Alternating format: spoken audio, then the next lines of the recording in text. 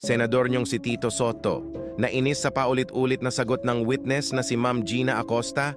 Natural po na paulit-ulit yung sagot niya.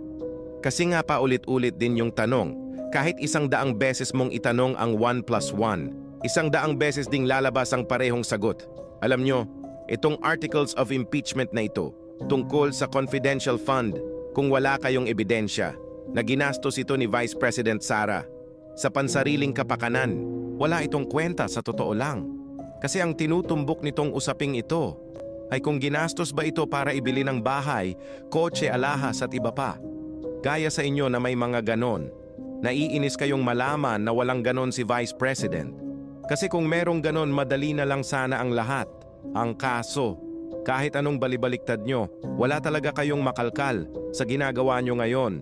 Mas lalo lang humahakot ng suporta si Vice President mula sa mga tao. Kasi nakikita namin mula rito na pinagkakaisahan nyo si Vice President Sara dahil hindi nyo siya kasama sa pagnanakaw.